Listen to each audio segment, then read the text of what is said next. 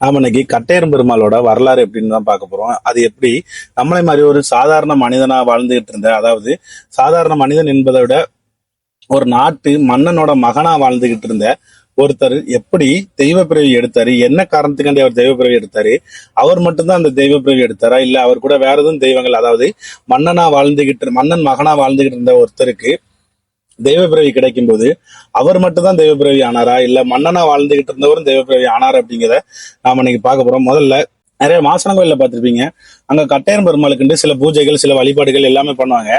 அந்த மாதிரி ஏன் மாசான கோயில்கள்னால அங்க கட்டையன் பெருமாள் இருக்காரு, மாசானத்துக்கும் இந்த கட்டையன் பெருமாளுக்கும் என்ன சம்பந்தம் அப்படிங்கிறத நாம இன்னைக்கு பார்க்க போறோம். அதாவது மாசானத்துக்கும் கட்டையன் பெருமாளுக்கும் என்ன சம்பந்தம் அப்படிங்கிறத உங்களுக்கு தெரியணும் அப்படின்னு நீங்க நினைச்சீங்கன்னா அடுத்து இந்த கதையோட முழு விளக்கங்கள், அதாவது இந்த கதை எப்படின்னா, ஒரு இப்ப உங்களுக்கு ஒரு உதாரணம் என்ன சொல்லணும்னா, மாசான தெய்வம் அப்பா, அதாவது மன்னனா வாழ்ந்தவர் தான் பிறகு தெய்வ பிறவி, அதாவது மாசான தெய்வமா பிறவி எடுத்திருக்காரு. அதே மாதிரிதான் அந்த மன்னன் மகனா வாழ்ந்தவர் தான் அந்த மாசான தெய்வம் எப்படி தெய்வ பிறவி வாங்கிச்சதோ அதே மாதிரிதான் அந்த மன்னனோட பையன் கட்டையர் பெருமாளா தெய்வ பிறவி வாங்கியிருக்காரு. அதனால ஒரு அப்பா மகனோட கதையை பார்க்கும்போது முதல்ல அப்பா பத்தின விவரங்கள் தெரிஞ்சா மட்டும்தான் நீங்க அடுத்து பையனுக்கான தகவல்கள் வரலாறுகள் எல்லாம் பார்க்கலாம். ஏன்னா ரெண்டு பேருக்குமே ஒரே வரலாறா தான் இருக்கும், அந்த ஒரே இடத்துல மட்டும்தான் மாறும். எந்த இடத்துல அப்படின்னு சொன்னீங்கன்னா, அப்பா எப்படி என்ன மாசான தெய்வமானாரு, பையன் எப்படி கட்டையர் பெருமாள் தெய்வமானார், அந்த ஒரு இடத்துல மட்டும்தான் மாறும். அதை தவிர்த்து மிச்ச எல்லா கதையுமே ஒரே மாதிரி கதை தான். அதனால நீங்க ஏற்கனவே நீங்க பார்க்கல, நம்ம யூடியூப் சேனல்ல மாசானத்தோட வரலாறு நீங்க பார்க்கல அப்படின்னா நம்ம யூடியூப் சேனல்ல இருக்கு, அதுல நீங்க பாத்தீங்கன்னா தான் தெரியும். சரி, முதல்ல இந்த மாசான தெய்வம் அப்பா, கட்டையர் பெருமாள் பையன் அப்படின்னு சொல்றீங்க, அது என்ன தெய்வம் அப்படின்னு பார்த்தோம்னா, அது எந்த மன்னன் அந்த மாதிரி அவதாரம் எடுத்தாருன்னு பாத்தீங்கன்னா, மாசான தெய்வமா நம்ம ஹரிச்சந்திரன், அதாவது உண்மையை மட்டுமே பேசக்கூடிய, எந்த ஒரு பொய்க்கும் துணை போகாத சத்தியம் தவறாத மன்னனா வாழ்ந்துட்டு இருந்த ஹரிச்சந்திரன் தான் நம்ம மாசான தெய்வமா அவதாரம் எடுத்திருக்காரு. அவரோட பையன் தான் லோகதாசன். அந்த லோகதாசன் எடுத்த அவதாரம் தான் கட்டையர் பெருமாள். எதனால அவர் அந்த கட்டையர் பெருமாள் அவதாரத்தை எடுத்தாரு அப்படிங்கிறதுக்கான எல்லா விளக்கமுமே நாம இன்னைக்கு பார்க்க போறோம். அதுக்கு முன்னாடி நீங்க மாசானத்தோட கதையை பார்த்துட்டு இருந்தீங்கன்னா மட்டும்தான் இந்த கதை புரியும். ஏன்னா நம்ம மாசான கதையில ஹரிச்சந்திரன் எந்த நாட்டை ஆண்டு வந்தாரு, அங்க எப்படி ஆண்டு வந்தாரு, என்ன காரணத்துக்காண்டி அவர் தன்னோட நாடு மக்கள் செல்வாக்கு எல்லாத்தையும் இழந்து ராஜ்யத்தை விட்டு வெளியே வந்து தன்னோட மனைவி மகன் எல்லாத்தையும் ஒரு பிராமணன்ட்ட காசுக்காக வித்துட்டு திரும்ப தானுமே தன்னோட மனைவி மகன்களை வித்தது போக காசு பத்தாம, அதாவது அவர் கொடுத்த ஒரு சத்தியம் ஒரு வாக்குக்காண்டி தன்னையும் ஒரு வெட்டியானிட்ட வித்து அந்த காசு மூலமா அந்த அவர் கொடுத்த வாக்கு ஒரு காப்பாத்தினாரு. அந்த அளவுக்கு ஒரு சத்தியவானா நீதிவானா இருந்தவர். அது எல்லாம் உங்களுக்கு தெரியணும், இந்த கதை எல்லாம் ஏன் அப்படிங்கிறது தெரியணும்னா நீங்க மாசானத்தோட கதை பார்த்தீங்கன்னா தான் தெரியும். இதுல நம்ம லோகதாசனோட, அதாவது நம்ம கட்டையர் பெருமாளோட கதை எப்படின்னு பாத்தீங்கன்னா இதுல ரெண்டாவது பகுதி தான். ஏன்னா முதல் பகுதி மாசானத்தோட கதையெல்லாம் வந்துருச்சு, நம்ம ஹரிச்சந்திர மன்னன் எப்படி பிறந்து வளர்ந்து அந்த தெய்வமானாருங்கிற கதையெல்லாம் மாசானத்துல இருக்கு. ரெண்டாவது பகுதி, அதாவது கட்டையர் பெருமாளோட கதை எப்படின்னா அந்த மாசானத்துல இருந்து பாதி கதை தான் அந்த கட்டையர் பெருமாள். சரி, நாம இப்போ ஏற்கனவே சொல்லியிருந்தோம், ஹரிச்சந்திரன் தன்னோட வாக்குக்காண்டி அவன் கொடுக்கண்டிய பணத்துக்காண்டி தன் மனைவியும் மகனையும் ஒரு பிராமணன்ட்ட வித்துட்டாங்க. அவன் சுடுகாட்டுல ஒரு வெட்டியானா இருக்கான். அது எந்த சுடுகாடுன்னு பாத்தீங்கன்னா காசியில உள்ள சுடுகாட்டுல. அங்க புலையன் வீரபாகு அப்படிங்கவன்ட்ட நான் உனக்கு அடிமையா இருப்பேன், எனக்கு நீ இந்த மாதிரி ஒரு தொகை கொடுத்துட்டா நான் உனக்கு அடிமையா இருப்பேன் அப்படிங்கிற மாதிரி சொல்லி அவர்கிட்ட இருந்து ஒரு தொகையை வாங்கி அதை ஒரு முனிவர்கிட்ட கொடுத்துட்டு அவருக்குள்ள வேலை பார்க்கறது. என்னதான் அடிமையா இருக்குன்னு சொல்லி ஒரு பணம் வாங்கி கொடுத்திருந்தாலும் அந்த ஹரிச்சந்திரனுக்கும் தன்னோட வாழ்வாதாரத்தை நடத்துறதுக்கு, அதாவது தன்னோட வாழ்க்கையை நடத்துறதுக்கு சில தேவைகள் இருக்கும். அந்த மாதிரி தேவைக்காண்டி அந்த வீரபாவுக்கும் ஹரிச்சந்திரனுக்கும் உள்ள ஒப்பந்தம் என்னன்னு பாத்தீங்கன்னா, அதாவது அந்த மயானத்துக்கு வர்ற பணங்கள் எல்லாத்தையுமே எரிக்கிறதுக்கு உண்டான கூலி, அதாவது அந்த பணத்தை எரிக்கிறதுக்கான கூலி மொத்த கூலியையும் வீரபாகுக்கு தான் கொடுத்துடணும்.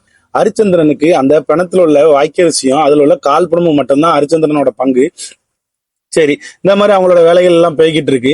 அது அப்படியே இன்னொரு பக்கம் பார்த்தோம்னா அந்த முனிவர் எவ்வளவோ சூழ்ச்சி பண்ணிதான் ஹரிச்சந்திரனோட நாடை இழக்க வச்சாரு, மக்களை இழக்க வச்சாரு, செல்வாக்கு இழக்க வச்சாரு, அரசியல் இழக்க வச்சாரு, எல்லாத்தையுமே இழந்து தன்னோட ராஜ்யத்தை இழந்து தன்னோட மகன் மனைவியை இழந்து மன்னனா இருந்தவன் காட்டுல வெட்டியான வேலை பார்க்கறவங்க அந்த முனிவரோட சூழ்ச்சியால தான் இவ்வளவு நடந்தது. அதே சூழ்ச்சியால அவனோட இறுதி சூழ்ச்சியா, அந்த முனிவரோட இறுதி சூழ்ச்சி என்ன பண்றாரு அப்படின்னா, பிராமணன்ட்ட வேலை பார்த்துட்டு இருக்க சந்திரமதி லோகதாசன் அங்க வேலை பார்த்துட்டு இருக்காங்க. அங்க வேலை பார்க்குற லோகதாசனை ஒரு நாகம் போய் சீண்டி அவன் இறக்குற மாதிரி ஒரு சூழ்ச்சி பண்றாரு முனிவர்.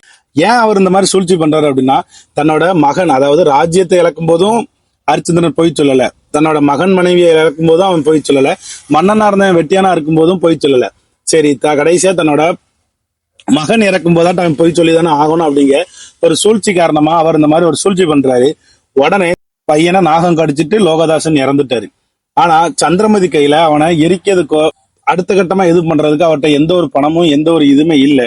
உடனே அதாவது தன்னோட கணவன் வேலை பார்க்கிற, அதாவது ஹரிச்சந்திரன் வேலை பார்க்கிற சுடுகாட்டுக்கு இறந்து போன லோகதாசன் எடுத்துட்டு சந்திரமதி அங்க போறாங்க. அங்க போன இடத்துல என்னதான் ஹரிச்சந்திரன் நீதியவான் சத்தியவானா இருந்தாலும் அன்பு பாசம் இல்லாதவன் இல்ல. தன்னோட மகன் என்று தெரிஞ்சவனே அந்த மகனை பார்த்து கட்டி அழுறான், வைக்கிறான், எல்லாம் பண்றான். கட்டைகள் எல்லாம் அடுக்கி அதுக்கு மேல லோகதாசனையும் வச்சாச்சு, எரிக்கிறதுக்கு எல்லாம் நிறைய வச்சாச்சு. அப்பந்தான் அவனோட மனைவி, இங்க நாங்க பாகப்பிரிவினை மாதிரி பண்ணி வச்சிருக்கோம். அதாவது பணத்தை எரிக்கைக்கான கூலி வீரபாவுக்கு, இல்ல ஒரு வாய்க்கரிசி, கால் பணங்கள், இது எல்லாமே எனக்கு நீ எந்த ஒரு இதுவுமே தர வேண்டாம். ஆனா வீரபாவுக்கு எரிக்கிறதுக்கு உண்டான கூலி கொடுக்கணும் அப்படின்னு சொல்றான். ஏன்னா அது அவனோட பையன் தான், அவனாலே முடியும். ஆனா அவன் சத்தியத்துக்கு நீதிக்கு கட்டுப்பட்டு தன்னோட மகனை தான், அந்த மகனை எரிக்கிறது கூட அவன் தனக்கு மேல இருக்க, அதாவது வீரபாவுக்கு கீழே அவன் அடிமையா தான் இருக்கான். அந்த வீரபாவுக்கு துரோகம் பண்ணக்கூடாது அப்படிங்கிறக்காண்டி நீ அந்த வீரபாவுக்கு செலுத்தண்டிய வரியை செலுத்தின, அதாவது அந்த எரிக்கிறதுக்கு உண்டான செலவை நீ கொடுத்தா மட்டும்தான் நான் உன்னோட பையன், அதாவது நம்மளோட பையனை நான் எரிப்பேங்கிற மாதிரி சொல்லுவாரு. அப்போ சந்திரமகி தன்னோட கையில எந்த ஒரு காசுமே இல்ல, எந்த ஒரு பொருளுமே இல்லை அப்படின்னு சொல்லும் போது ஹரிச்சந்திரன் அந்த எரிமேடையில கட்டைகள் அடிக்கி அதுக்கு மேல லோகதாசனை இருக்கும்போது இந்த மாதிரி சந்திரமதி தன்னோட பணம் இல்லை அப்படின்னு ஹரிச்சந்திரன் அதை எரிக்கிறதுக்கு ஆரம்பிக்காம அந்த இடத்த விட்டே தூர நகண்டு போயிடுவான். உடனே இதெல்லாம் பார்த்த முனிவர் தான் வானத்துல இருந்து தோன்றி உன்னோட சத்தியத்தையும் நேர்மத்தையும் நான் ரொம்ப வியந்து பாக்குறேன். ஏன்னா உன்டா நான் தோத்துட்டேன். ஏன்னா நான் பல சூழ்ச்சிகள் பண்ணியும் உன்னை என்னால செவிக்க முடியல, நீ தான் நீதியவனா சத்தியவனா இருக்க அப்படிங்கிற மாதிரி அவங்களுக்கு காட்சி கொடுத்து, அதாவது இறந்து இருந்த, அதாவது கட்டை மேல அடிக்க வச்சிருந்த லோகதாசனை இறந்து போயிருந்த அவனை உயிர்ப்பித்து ஹரிச்சந்திரன், சந்திரமதி, லோகதாசன் இந்த 3 பேரையும் முனிவர் கைலாசம் அனுப்புவாரு. அங்க கைலாசம் போன இடத்துலதான் நம்ம சிவபெருமான் இவங்க எல்லாரையும் பாராட்டி திரும்ப பூலோகத்துக்கு மானிடானா போக சொல்றாரு. அப்போ ஹரிச்சந்திரன் தான் சொல்றாரு, எனக்கு கைலாசம் தான் இருக்குன்ற ஆசை, ஆனா ஈசனான நீங்க நான் பூலோகம் போன்ற ஆசைப்படுறீங்க, அதனால நான் பூலோகம் போறேன், ஆனா நான் மானிடனா போல அந்த மானிடர்களுக்கு வரம் கொடுக்கிற தெய்வமா போக போறேன் அப்படிங்கிற மாதிரி சொல்லிடுவாரு. அதுக்கப்புறம் தான் சிவபெருமான் அவருக்கு சில வரங்கள் எல்லாம் கொடுத்து அதுக்கு அவரை மயான காவல்காரன், ஏன்னா ஹரிச்சந்திரன் கேட்பாரு நீ ஒரு மயான காவல்காரனாவே என்னை அனுப்பி விடுங்க அப்படி மாதிரி. அந்த மாதிரி மயான காவல்காரனா நம்ம ஹரிச்சந்திரனை மாசான அப்படிங்கிற தெய்வமா பிறப்பித்து அனுப்பி வைப்பாரு.